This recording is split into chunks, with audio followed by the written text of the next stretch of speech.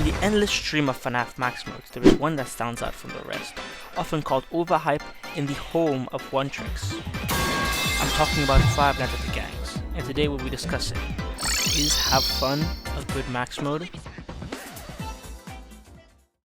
Now to get into whether Have Fun is a good Max mode, we need to categorize what a good Max mode even is.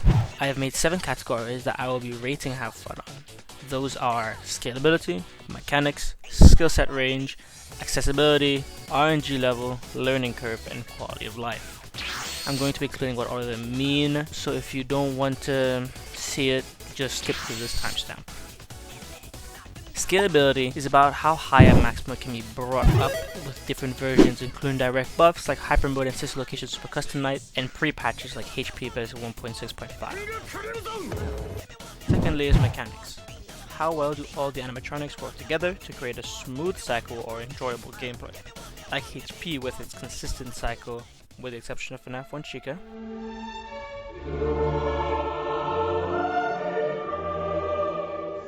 I love you. You want a bigger kiss? Okay, you ready? And riding cat or challenges. Third is skill set range, which is how many skill sets are targeted while playing the mode, and how evenly distributed those skill sets are. A great example is Windless Breed, with its skill set of 10% aim, 20% green running, 40% speed, 20% keyboard control, and 10% brain power. Accessibility, which is how easy it is to get your hands on the game itself. Yes, Dad, I play femboy roleplay games and ship My Hero Academia dudes with each other. A good example are games you can find on Game Jolt or other easy platforms, like for example Lost Location Custom Night. And a bad example is Mod Mode, which requires you to buy Frogger's membership channel. And we, yes me and you as individuals, ain't got money for all that. RNG level is pretty self-explanatory. RNG is basically just how RNG based the mode is and how it affects the gameplay itself. Learning curve is how complex the game is and where the lowest level max mode of that game places on the AML. The harder it is and the more complex the cycle or gameplay, the higher the learning curve will be. Finally, quality of life. Basically, how well does a max mode accommodate for the player and how easy it is to immediately get into the max mode. An example of a game with good quality of life is fnatg 3, with you being able to instantly play things like Rat and Cat all challenges and Puppet Master all challenges. Before we continue, if you're still watching this far, you must like FNAF content, and if so, I'm planning to make more of that. So hitting that subscribe button and ringing that bell would both help me and you. My goal is 100 subscribers, so every sub counts. Thank you, and let's continue. Okay, now all of that is done, let's get to rating this max mode. Starting with scalability. Have Fun is placed at 1357 on the AML at the time of writing the script, and the highest it goes is Have Fun Aggressive Long Nights, placed at 263 on the list. But if you counted things like Pizza Man and GGD Man or Pillows, it can reach as high as 7th place with My Challenge for You pre-patch. So for scalability, I rate it a 7.5 out of 10 because it has very good scaling at the start, but there seems to be 100 spots gap between Pizza Challenge and GGD Man or Pillows. But I might have missed something here and there, so take that with a grain of salt. Next up is mechanics. Now I think mechanics in Five Nights at the Gangs is pretty good, but it doesn't allow for a vast type of gameplay, especially with the keyboard control where you literally just spam a single flashlight. And there isn't much of listening to sounds. There's only 3 and 2 where you can hear the vent sound. And that's it. Overall, it allows for some sort of smooth cycle, dealing with Cool Kid, watching out for Z-Bar's timer, listening to 3 and 2, and then dealing with the office characters and repeating. Something similar to that at least, with slight variation. Overall, I'd give the mechanics a solid 6 out of 10.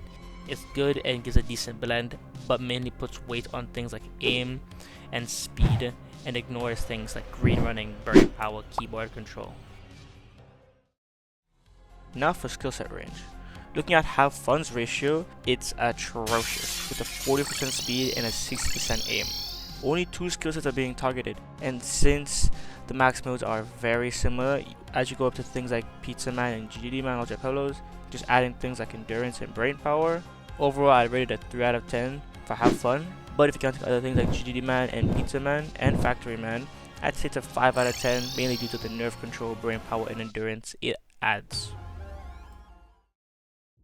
Accessibility is next. Now, I went all the way to making an entirely new account just to play Five Nights at the Gangs. New age verification feature that has been placed on Roblox. You now need an additional Roblox account from an adult to be able to play the game. So unless you're willing to do facial scan, you can't play the game.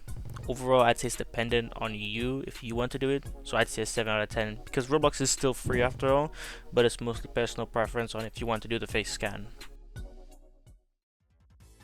RNG level. For this one, I'll be mainly talking about Have Fun and not the other modes because I have only played Have Fun. For this mode, of course it does have RNG, but not enough to the point where it will stop a perfect player from winning every single time. It's enough RNG to make it not as scripted as a platformer level like mod mode, but it also does not make the gameplay unfair. This section is quite short, so I'd say it's a 10 out of 10, a good amount of RNG, nothing more, nothing less. Now for learning curve.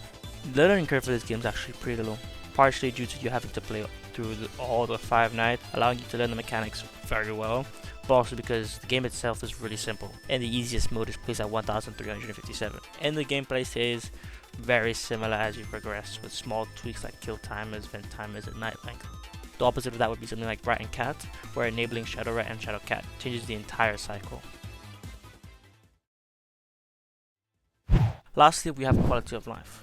Now, before you're even able to play Have Fun, you must beat all 5 nights and collect the secret little glitch dot thingy and bring it to Night Null. And if you can beat Night Null, which is practically like a whole nothing for 3 minutes, then you can finally unlock Have Fun. 5 out of 10 would be a baseline where there's a game that doesn't need any quality of life, but also doesn't have any quality of life, so that's why I say 3.5 is fitting. Lastly, what I haven't mentioned is people's enjoyment, which is subjective, and that's partially why I didn't put it in the main section. I would want to add it here though. First my experience, and then some other max players' experience. For me, I found it fun at the start and challenging at the same time, but as I continued, the long gameplay got extremely boring. I never actually beat the mode, but I reached about 4 to 5 AM before quitting and moving on to other modes. For other people, a good max modder named Drift, who places 79 on the global list, said, quote, "This is a fun mode when you're learning it, but to be honest, I use this as a warm-up for my GPP, ESM, and OSU sessions, LMFAO, because I couldn't play this mode by myself for more than 20 minutes. I didn't record me learning this mode because I don't know, I just did it. I only recorded after I was already good at it. So yeah, my opinions, I think F5 is a fun hour and C1 Plus is fun. The rest is boring, and it's not just boring, but it's easy, which is not even that easy. I think it's boring gameplay once you've learned it. I still think False was a legacy though. Kinda got mad at this mode if I played it too much myself, but with friends, it was good." End quote. Techie, who is ranked 5 on the AML with his GGD man max graphics completion, said, simply, "What a waste of space." That's all.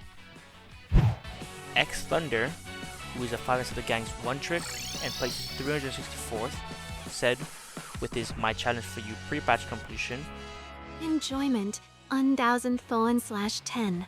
I love this mode so much. 153 hours on McFi alone, about 25 on the last version. The other 125 were from the pre-nerfs. Also, this is the hardest grind I've ever been through in any game.